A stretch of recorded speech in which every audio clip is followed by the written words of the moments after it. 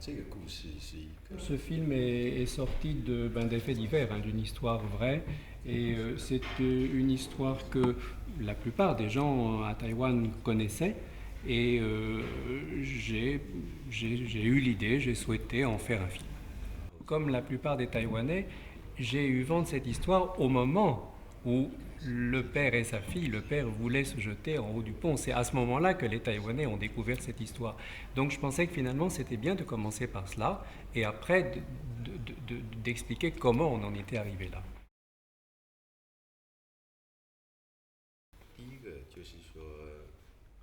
En ce qui concerne la ville de Kaohsiung, il y a plusieurs choses. La première, c'est que dans le fait divers, le père et la fille vivent effectivement à Kaohsiung. Donc même si j'ai un peu changé, adapté, même si j'ai écrit un film d'après ça, le point de départ, l'affaire s'est bien passée à Kaohsiung, d'une part. Et d'autre part, moi-même, j'ai été élevé, je suis originaire de Kaohsiung, donc je connais Kaohsiung, et c'est peut-être aussi une des raisons pour laquelle j'ai été particulièrement sensible à cette histoire.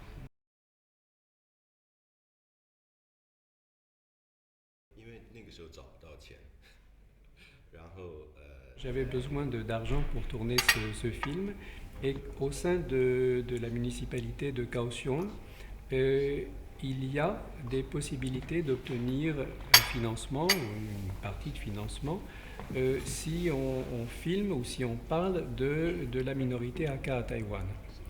Alors, on peut dire que c'est la raison principale. Ça ne m'a pas beaucoup gêné, je ne dis pas du tout ça pour me justifier. D'abord, il faut de l'argent pour faire un film, ça c'est sûr. Et j'ai réfléchi qu'après, effectivement, ajouter la question Hakka, la minorité Hakka, parler un peu de la façon dont les Hakka vivent à Taïwan, c'était pas mal. Ça pouvait ajouter quelque chose au film. Et c'est la raison pour laquelle je l'ai fait.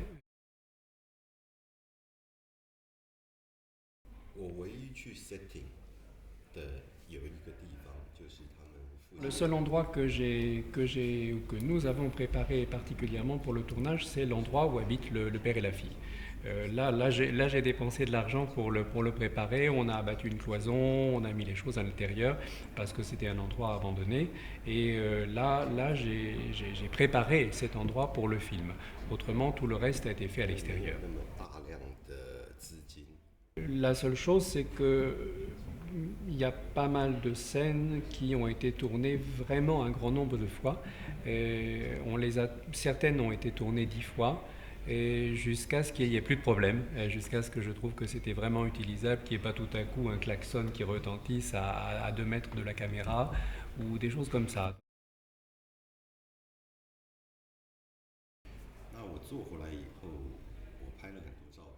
J'ai pris beaucoup de photos d'endroits qui me paraissaient bons pour le tournage. Et puis, en regardant les photos, je trouvais que ces endroits étaient laids dans le sens où, enfin, ils convenaient pour mon tournage, pour mon histoire, mais ils étaient vraiment soit sales, soit vraiment tristounets. Et j'ai du coup après pensé à travailler justement sur les couleurs. Et les photos que j'avais prises, je les ai travaillées avec Photoshop. Et d'abord, j'ai ajouté des couleurs, j'ai mis plus de couleurs. Et puis évidemment, c'était criard, et puis ça n'enlevait pas l'aspect parfois trop sale ou trop laid des endroits que néanmoins j'avais choisi pour le film. Et finalement, de fil en aiguille, je suis arrivé au noir et blanc, et je me suis dit pourquoi pas le noir et blanc. Je voulais montrer la vie des 100 classes à la classe moyenne de Taïwan, et j'ai pensé que si j'utilisais la couleur pour montrer cela à la classe moyenne de Taïwan, peut-être j'aurais en partie une réaction de rejet. Je voulais montrer à la classe moyenne, voilà, bon, vous êtes la classe moyenne, mais il y a encore ça à Taïwan, donc qu'est-ce qu'il faut faire, qu'est-ce que vous faites? Et j'ai eu l'impression que la classe moyenne, bien sûr, elle s'estime dans la couleur, elle ne s'estime pas dans le noir et blanc, et je pensais que utiliser le noir et blanc pour montrer la vie des 100 classes à la classe moyenne taïwanaise, c'était peut-être mieux que d'utiliser la couleur.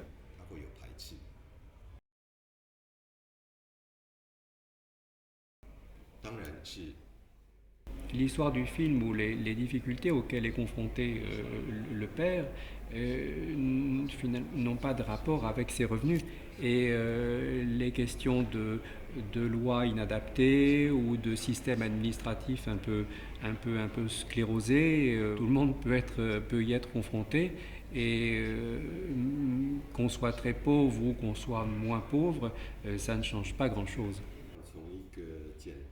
Le point de départ, c'est bien une relation personnelle, c'est bien l'histoire d'une personne, de sa fille, de la mère qui a disparu dans la nature.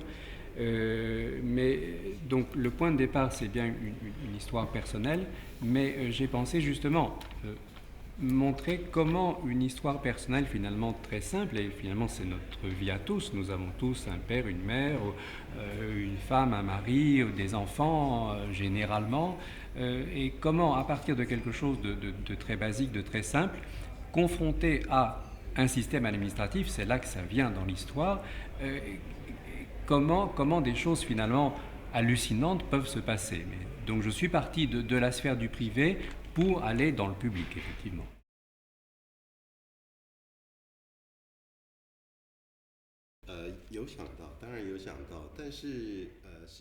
J'ai pensé bien sûr au public occidental et je suis d'accord sur le fait que l'histoire peut malheureusement arriver dans n'importe quel pays du monde. De là à dire que le fait que cette histoire soit montrée dans les pays étrangers et que les autorités, le gouvernement de Taïwan trouvent cela un petit peu honteux, non. Les autorités de Taïwan ne sont pas du tout si mesquines et le président de la République lui-même a dit que tous les fonctionnaires devraient voir mon film, devraient aller voir mon film au moment où le film est sorti. Donc je pense que c'est une réaction tout à fait courageuse et il a tout à fait publiquement et très clairement incité tous les fonctionnaires, y compris les militaires, à voir mon film.